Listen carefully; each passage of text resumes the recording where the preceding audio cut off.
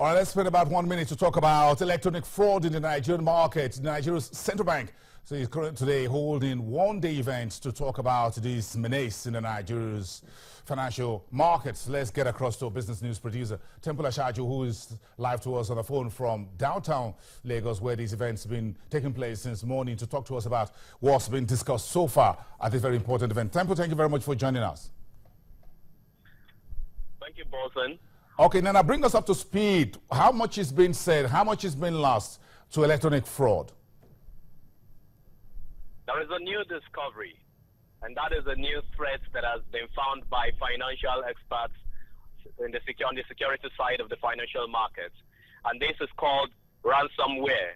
It is some kind of a virus that fraudsters use to attack the banking system, to track accounts and then milk accounts when transactions are ongoing. Now, individuals and institutions are the key targets. And how this works is that it attacks the computer that an ATM machine is connected to. So if you're transacting over the ATM machine or over an ATM, you risk of falling prey of this fraud. The other thing is that if you do online transaction more, you also face this risk. So whether you're an individual or an institutional investor and you have an account with banks, you are vulnerable to these attacks. And we understand that there are two different types of it. There is the locker ransomware, which denies access outrightly to accounts, and you have the cripple ransomware that even totally shuts down an account, and instead you are, in a way, asked to pay some kind of a ransom for you to get access to your account. So these industry players are hoping that they can address, and that's why the forum this time, it was brought up as part of their quarterly meetings to see how they can have an engagement or discussions generally on this matter.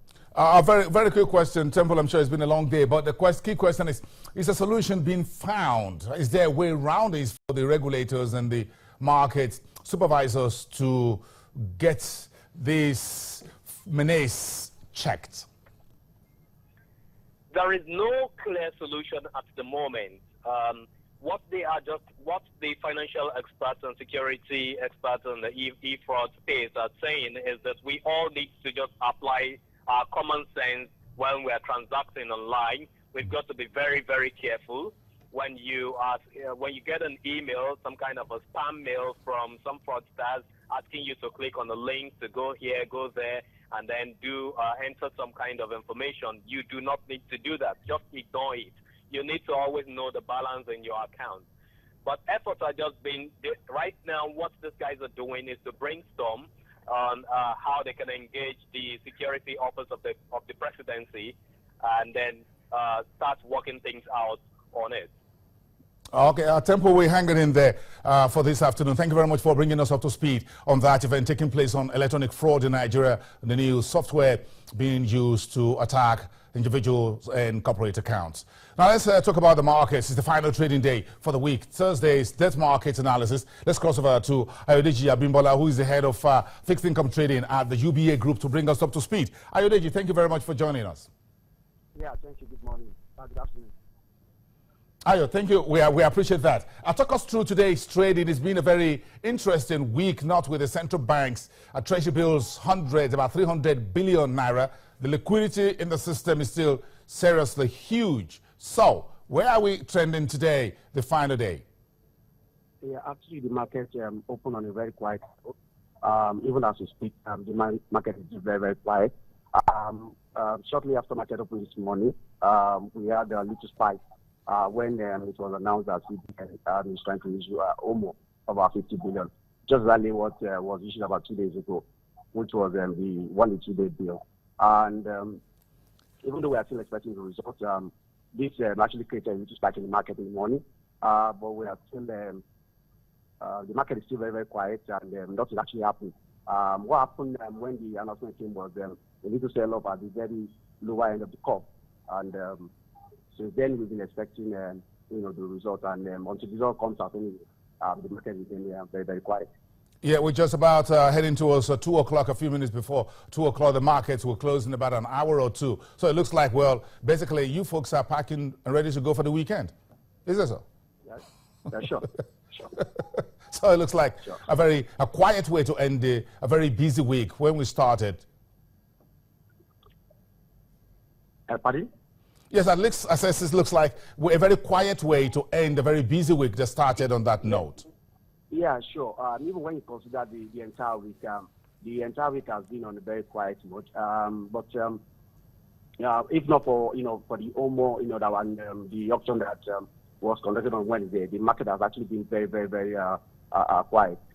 The factors affecting this market has always been the intervention through the OMO, the auction, and possibly the happenings around the government budget expectations.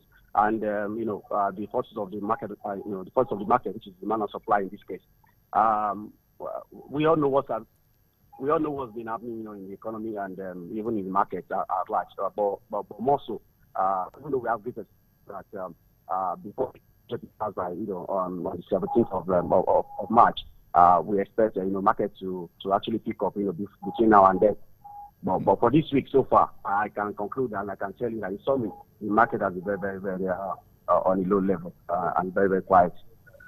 Okay, Ayodeji Bimola, thank you very much, Head of Fixed Income at the UBA Group. Enjoy your weekend and see you at the other side.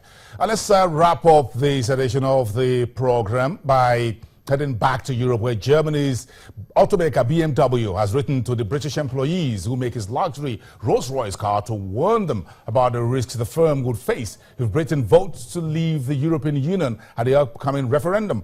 Prime Minister David Cameron, who is campaigning to keep Britain in the bloc, has called on big business to explain the benefits of EU membership. In February, the bosses at more than a third of Britain's biggest companies joined forces to warn that leaving the EU would put the economy at risk. Well, that's how I will leave you until Monday. Bright and early, back Monday, 7th of March with another edition of Business Incorporated. I am Bosin Mafayu. Do enjoy your weekend and see you at the other side.